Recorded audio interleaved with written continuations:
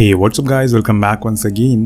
दोस्तों, आज की कहानी जो एक्सप्लेन करने जा रहे हैं वो असल में 4 लोगों की कुछ अजीब सी स्टोरी है, जिन्हें की एक खजाने का नक्शा मिलता है, जिसके बाद वो सभी उसे ढूंढने के लिए निकल जाते हैं। लेकिन इस बीच उनके साथ कुछ बहुत ही भयंकर चीजें होती है, और क्या वो आखिर में उस खजाने को ढूंढ पाते हैं, चलिए जानते हैं।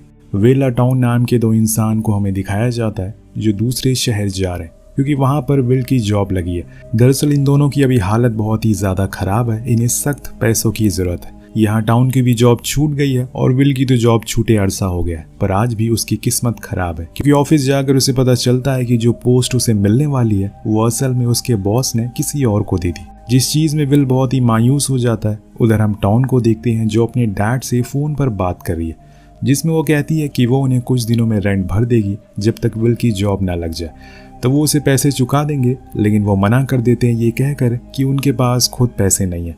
अब जब विल आता है तो वो अपनी वाइफ से झूठ कह देता है कि हाँ उसे जॉब मिल गई है और अगले हफ्ते लेटर आ जाएगा ताकि उसे बुरा ना लगे। उसके बाद वो दोनों अपने घर की ओर निकल जाते हैं, पर बीच रास्ते में उन्हें 2 लोग मिलते हैं, जिसमें से एक आदमी उनसे लिफ्ट मांग रहा था।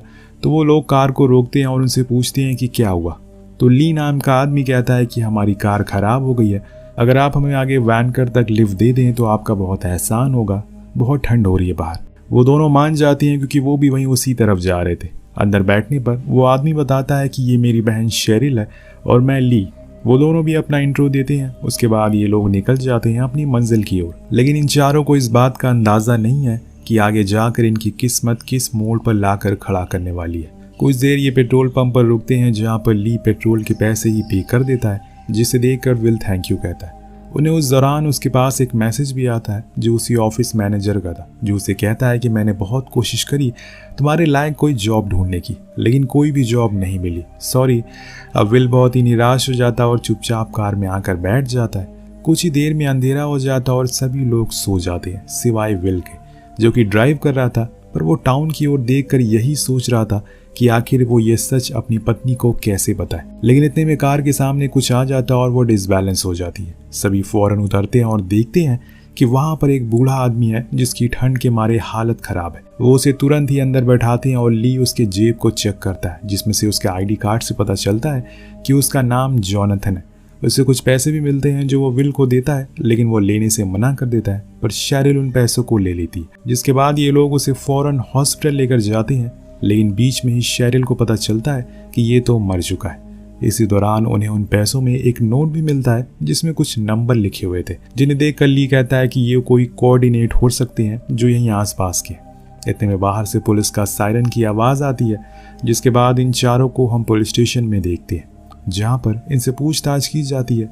तो विल बताता है कि ये हमें रोड के बीच में घायल अवस्था में मिला और इसीलिए हमने इसकी मदद करने की सोची, लेकिन ये बीच में ही मारा गया। तो एक पुलिस वाला बोलता है कि यार तुम्हें ये अजीब नहीं लगता, इसके पास कोई भी आईडी नहीं है, तो ये फिर वहां तक ड्राइव करके पहुंचा कैसे। तो ली बोलता है कि इस बारे में हमें कुछ भी नहीं पता है, हमने तो बस इसकी मदद की थी और अब हमें जाना होगा। लेकिन वो उन्हें जाने से मना कर देता है क्योंकि बाहर तेज बर्फबारी हो रही है और सारे हाईवे बंद है, इसीलिए उन्हें कुछ टाइम बाद यहाँ से निकलना होगा। अब चारों एक कैफे में बैठ के यही सोच रहे होते हैं कि आखिर ये बंदा कौन था। इतने में शेरगिल गूगल पर उस बूढ़े आदमी का नाम सर्च करता है, जिसमें उसे पता चलता है कि आज से तकरीबन 25 साल पहले 7 लोगों की गैंग हुआ करती थी जो बैंक को लूटा करती थी। बहुत सालों तक ये लोग कामयाब रहे, लेकिन फिर एक दिन इनके बीच में ही कुछ अनबन हो गई, जिससे कि कुछ सालों के अंदर पुलिस को एक एक करके सभी बंदों की लाशें अलग अलग जगह पर मिलने लगी।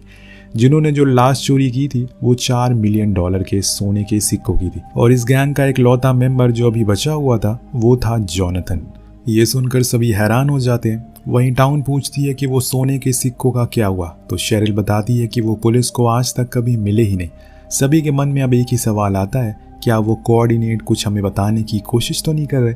तो विल फौरन ही उस नोट को लेता है और बड़े ही ध्यान से देखना शुरू कर देता है। उधर ली कहता है कि बस तुम ये छोड़ो, अगर वो सच में $4 मिलियन के होंगे तो हम चारों के हिस्से में $1-1 मिलियन आएंगे, जो कि बहुत ही बड़ी बात है। हमारी सारी मुश्किलें खत्म हो जाएंगी और सभी को बराबर का हिस्सा मिलेगा।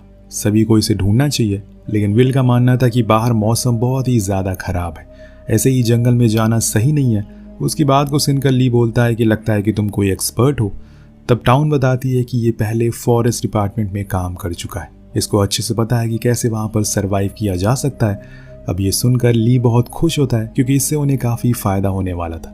अब ज़्यादा टाइम भी नहीं लगेगा उन्हें वो सोना ढूंढने में। पर दोस्तों विल जाने को तैयार ही नहीं था, उसे पता है कि वहाँ कितना खतरा है। अब शेरिल एक जीपीएस डिवाइस में उस कोऑर्डिनेट को चेक करती है, जिससे उन्हें पता चलता है कि ये जगह यहाँ से 30 किलोमीटर दूर है और रोड के किनारे पर ही है। पर विल का मानना था कि बिना किसी डिवाइस के वो लोग कैसे भी किसी मेटल को ढूंढेंगे। पर ली में तो जुनून सवार था और कहीं ना कहीं टाउन को भी उन सिक्कों की सख्त ज़रूरत थी, क्योंकि इस समय उनके पास कुछ भी नहीं है खर्च करने को। वो उसको बहुत मनाती है। आखिर में ली कहता है कि मुझे अपना डिसीजन सुबह तक बताने दो। अब सुबह होने पर वो दोनों डिसाइड करते हैं कि हाँ वो जाएंगे। इसीलिए वो ली और शेरिल के रूम के गेट को नॉक करते हैं, लेकिन वो गेट खोल ही नहीं रहे थे। तब विल कहता है कि शायद वो लोग हमसे पहले ही चले गए क्योंकि उनके पास जीपीएस था। लेकिन इतने में वहाँ पर वो देखता है कि दूर से वो दोनों उनकी ही तरफ आ रहे हैं। पास आकर वो बताते हैं कि वो कुछ डिवाइस को खरीदने गए थे जिन्हें उन्हें सिक्कों को ढूंढने में मदद मिल सके, लेकिन वो कहीं मिले ही नहीं।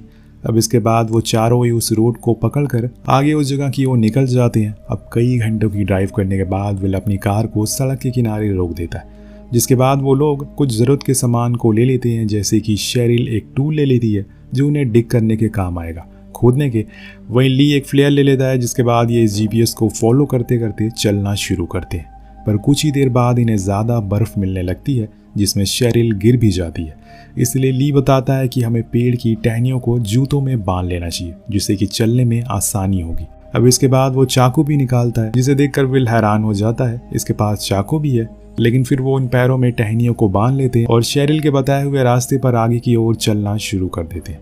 अब ठंड बहुत ही ज़्यादा पड़ रही है, इन्हें एक ही दिन में कुछ करना होगा, वरना ज़्यादा दिन अगर ये चलते रहे तो इन्हें ठंड की वजह से मौत भी हो सकती है। कुछ दूरी के बाद सभी अपनी टहनी उतार देते हैं क्योंकि अब रास्ता बिल्कुल प्लेन था। इसी बीच विल के पैर की उंगली में चाकू घुस जाता है, पर वो किसी को कुछ बताता नहीं है, आगे चलने लगता है। पर तभी इनके सामने एक खाई आ जाती है जो कि बहुत बड़ी थी, मतलब ये रास्ता यहीं पर ख़त्म हो जाता है। अब ये देखकर टाउन को बहुत गुस्सा आता है और वो शेरिल से जीपीएस छीन कर खुद देखने लगती है। लेकिन इसी दौरान उसका पैर स्लिप हो जाता है और वो चट्टान से गिरने ही वाली होती है कि इतने में शली उसका हाथ पकड़ लेती है और फिर सभी बंदे आकर उसकी मदद करते हैं, जिससे कि टाउन की जान जाते जाते बचती। लेकिन वो ऊपर आते ही रोना शुरू कर देती है और विल के गले लग जाती है। उसका कहना था कि उस जीपीएस में एक मार्क दिख रहा है, लेकिन उसने फिर भी वो हमें नहीं बताया। तो शेलर गुस्से में कहती है कि मुझे एक लाइन दिखी जिससे मुझे लगा कि शायद आगे कोई नदी होगी।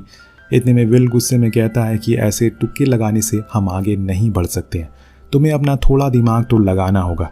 ये बात उसे इतनी बुरी लगती है कि वो अपने भाई से कहती है कि हमें जितनी जल्दी हो सके इन दोनों को छोड़ना होगा, ये भरोसे के लायक नहीं है। इतने में वहाँ पर विल आके कहता है कि वो जीपीएस मुझे दे दो, मैं सही रास्ता बताता रहूँगा, लेकिन वो देने से मना कर देती है। तब विल बोलता है कि हमें नीचे जाने का रास्ता देखना चाहिए, शायद कुछ मिल जाए। वेल ये सभी इस खाई को भी पार करने को तैयार थे क्योंकि बात है पूरे $4 मिलियन की। पर विल इस बात से कुछ खास खुश नहीं था, क्योंकि ऐसे ज़्यादा देर चलने से कुछ फ़ायदा नहीं होगा जब तक कि सही रास्ता ना पता चले। यहाँ उन लोगों के बीच डिसाइड होता है कि हम आधा घंटा चलेंगे, अगर रास्ता नहीं मिला तो फिर तुम रास्ता बताना और सभी उसे फॉलो करेंगे। फिर नीचे की ओर जाने लगते हैं ये लोग। अब तो बर्फ़ भी गिरना बंद हो गई है, ये बस चलते ही रहते हैं। इन्हें 2 घंटे हो चुके थे, इसीलिए विल का सब्र का बांध टूट जाता है और ली से कहता है कि हमें तुम्हारी बहन की जिद की वजह से खुद की जान गंवा नहीं सकते। ये सुनकर शेलर अकेले ही आगे की ओर जाने लगती है तो ली उसे रोकता है, पर वो उसे ही थप्पड़ मार देती है और कहती है कि वो जो कुछ भी कर रही है, अगर उसे उसके साथ जाना है तो चले, वरना वो सारा खजाना खुद ही रख लेगी और किसी को नहीं देगी। उसकी बातें सुनकर टाउन को पता चल जाता है कि ये लड़की सही नहीं है, उसके इरादे कुछ ठीक नहीं लग रहे हैं, वो सारा सोना खुद ही हड़पना चाह रही है। इसीलिए वो विल से सही मौका देखकर यहाँ से बाहर निकलने को कहती है, पर फिलहाल उन्हें कुछ दूर तो चलना ही होगा। वो कुछ घंटे और इस बीच टाउन को एक कॉटेज वो कुछ घंटे और चलते हैं और इसी बीच टाउन को एक कॉटेज दिखता है। चलते चलते वो थक चुके थे, इसीलिए सभी फौरन उसके अंदर चले जाते हैं। वहाँ जो भी खाने पीने का सामान था वो उसे खाने लगते हैं और आग भी जलाते हैं। लेकिन इतने में उन्हें बाहर किसी की गाड़ी की आवाज़ आती है।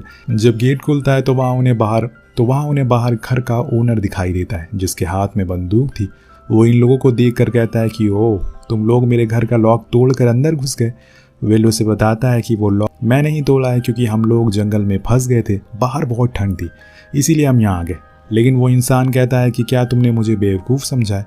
तुम किसी मकसद से यहाँ इस जंगल में आए हो। मैं भी ये सालों से रह रहा हूँ यहाँ पर, मुझे सब पता है। वो गुस्से में विल के पेट पर वार करता है, जिससे कि टाउन डर के मारे उसे सब कुछ बता देती है और उसे वो कोऑर्डिनेट भी बता देती है जो चीज़ शेलर को पसंद नहीं आती। इसीलिए वो पीछे से वार करती है, लेकिन ली उसे रोक लेता है। लेकिन वो ओनर कहता है कि ठीक है, तुम लोग इस सोने को ढूंढ कर लाओ मेरे पास, उसके बाद मैं तुम्हें अपनी स्नोमोबाइल से हाईवे तक छोड़ दूंगा। अगर तुम्हें भागने की कोशिश करी तो फिर इसका अंजाम क्या होगा वो तुम अच्छे से जानते हो। ये सुनकर शेलर को बहुत ज़्यादा गुस्सा आता है। वो बाथरूम में चली जाती है, जहाँ उस ओनर की ड्रिंक मिलती है, जिसमें वो पास में रखी एक चूहे मारने वाली दवा को मिला देती है, क्योंकि वो नहीं चाहती कि किसी और को वो सोना मिले। और पहले ही इसमें 4 हिस्सेदार मौजूद हैं। अब सभी बाहर आ जाते हैं और फिर एक रस्सी की मदद से उस चट्टान के नीचे उतरते हैं। हालांकि इसमें टाउन को डर लगता है, लेकिन वो फिर भी कर लेती है। उसके बाद ये लोग चलना शुरू करते हैं, लेकिन बीच में ही शेलर बेहोश हो जाती है। विल बताता है कि इसका शरीर ठंडा हो चुका है, हमें एक इग्नू बनाना होगा जिससे कि हम सभी को थोड़ी गर्मी मिल सके। ली फौरन काम पर लग जाता है और रात होने से पहले उस इग्नू को बना लेता है, जिसके बाद एक एक करके सभी बंदे उसके अंदर सो जाते हैं। अब सुबह जब विल उठता है तो देखता है कि उसका पैर अब हिल भी नहीं रहा। वो अपने जूते उतारता है तो उसकी 2 उंगलियां सड़ चुकी थी। उस चोट के कारण अब वो खराब हो गई थी, इसीलिए वो आगे जाने से मना कर देता है। जिस चीज़ को सुनकर ली कहता है कि अब तुम उस चट्टान पर चढ़ नहीं पाओगे, इसीलिए बेहतर है कि हमारे साथ ही चलो। पर विल कहता है कि मैं पैसों के लिए अपने पैर नहीं गंवा सकता। मैंने देखा है कि ऐसे चोटों में इन्फेक्शन फैल जाता है, जिससे पूरा पैर काटना पड़ सकता है। पैसों से ज़्यादा मेरी जान मेरे लिए कीमती है। उसकी बातें सुनकर शेलर कहती है कि ठीक है, फिर हम दोनों ही आगे बढ़ रहे हैं, जो कुछ भी मिलेगा आपस में हम बांट लेंगे।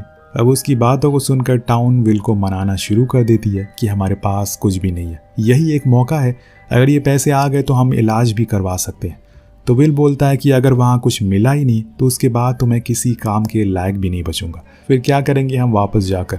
लेकिन दोस्तों, टाउन इरिटेट हो जाती है, क्योंकि उसके दिमाग में ये था कि अब वो दोनों उस पूरे सोने को रख लेंगे। इसीलिए वो विल के ऊपर चिल्लाने लगती है और कहती है कि तुम ऐसे ही हमेशा हर काम में पीछे रहते हो, इसीलिए आज तक तुमने ज़िंदगी में कुछ कर नहीं पाए हो। जिस घर में हम रहते हैं वो मैंने ख़रीदा नहीं है, बल्कि मैं उसके बदले में अपने डैड को हर महीने रेंट देती हूँ। कि अभी भी तुमने कुछ करा नहीं है, मैं पीछे नहीं जा सकती। लेकिन विल दोस्तों आगे जाने को राज़ी नहीं है, इसीलिए टाउन उसे अकेली छोड़कर उन दोनों के पीछे चली जाती है और विल वहीं से मुड़ जाता है। अपने पीछे आते टाउन को देखकर शेलर गुस्से में आ जाती है और तेज़ तेज़ चलने लगती है। मतलब कि ये चारों एक दूसरे को पसंद नहीं करते, बस किसी तरह से एक साथ है। अब बीच में उन्हें एक जमी हुई लेक मिलती है, जिसके ऊपर से इन्हें चलकर जाना था। उधर हम देखते हैं कि विल उस चट्टान तक पहुंच जाता है, पर उसे ऊपर चढ़ने में दिक्कत होती है। इतने में हम देख पाते हैं कि वो तीनों ने लेक को पार कर लिया है और अब शेलर को जीपीएस से पता चलता है कि वो सोना यहीं कहीं आसपास ही है। वो 3-4 जगह खुदाई करते हैं और फिर आखिर में उन्हें खुदाई के दौरान कुछ लोहे जैसी चीज़ मिलती है, जिसे वो और तेज़ी से खोदना शुरू करते हैं और उसके अंदर उन्हें एक बॉक्स मिलता है, जिसे जंजीरों से बांध कर रखा गया था, और उसे खोलने पर उसके अंदर उन्हें सोने भरे हुए मिलते हैं। वेल, जिसे देखकर सभी बहुत खुश होते हैं। फाइनली उन्हें वो सामान मिल गया था। अब सारे कॉइन को अपने पास रखने लगते हैं। टाउन अपने ग्लव्स में उन सिक्कों को छुपाने लगती है, जो बात शेरिल को अच्छी नहीं लगती। उधर हम देखते हैं कि विल जैसे तैसे करके उसी घर के पास पहुंच जाता है, पर अंदर जाकर उसे ओनर की लाश मिलती है, वहाँ रखे चूहे मारने वाली दवा भी। उसे पता चल जाता है कि ये काम ज़रूर शेरिल का है, क्योंकि आखिरी बार वही वॉशरूम गई थी। अब ये देखकर उसे समझ आता है कि वो उस सोने को पाने के लिए किसी भी हद तक जा सकती है, यानी कि टाउन की भी जान खतरे में है। वो फौरन एक बंदूक लेता है और उस लेक तक पहुंचने का मैप निकालता है, जिसके बाद बाहर खड़ी स्नोमोबाइल को लेकर वो निकल जाता है टाउन की जान बचाने के लिए। पर यहाँ टाउन को जाता देख शेरिल उसके पीछे से मारने के लिए आती है, पर इतने में वो टाउन को उसे धक्का देकर आगे चली जाती है। अब टाउन की हालत भी बहुत ही बेकार हो चुकी है और वहीं वो दोनों अब चल भी नहीं पा रहे। जैसे तैसे उस बॉक्स को लेकर वो आगे की ओर आ रहे थे, तब ली अपनी बहन से कहता है कि तुम्हें चलना होगा, मैंने स्नोमोबाइल की आवाज़ सुनी है, शायद ओनर यहाँ पर आ रहा होगा। तो शेरिल कहती है कि वो नहीं आएगा क्योंकि मैंने उसे मार दिया, पर अब तुम्हें टाउन को भी मारना होगा क्योंकि उसने मुझे मारने की कोशिश करी और हमारा सोना लेने के लिए भी। अब यहाँ इनकी खुद की हालत मरने जैसी हो गई है, लेकिन अभी भी इन्हें सोने की पड़ी है। इसको ली टाउन के करीब जाता है और मदद मांगता है, लेकिन वो तो उस पर फ्लेयर तान देती है और कहती है कि अगर हमने किसी की मदद की तो हम खुद ही मारे जाएंगे। इसीलिए ली फिर से शेलर के पास जाता है, लेकिन तब तक वो ठंड के कारण मारी जा चुकी थी, जिससे कि ली को टाउन पर बहुत गुस्सा आता है। वो उसके पीछे जाने लगता है उसे मारने के लिए, और यहाँ लेक तक विल भी पहुंच चुका था। वो स्नाइपर से ली के ऊपर निशाना लगाता है लेकिन मिस हो जाता है, जिससे ली को पता चल गया था कि उस पर गोलियां चल रही है। जो बात उस टाउन को भी बताता है, जो सुनकर बहुत खुश होती है, लेकिन ज़्यादा देर नहीं, क्योंकि तभी अचानक से वहाँ पर ली आ जाता है और उसके ऊपर चाकू से हमला कर देता है।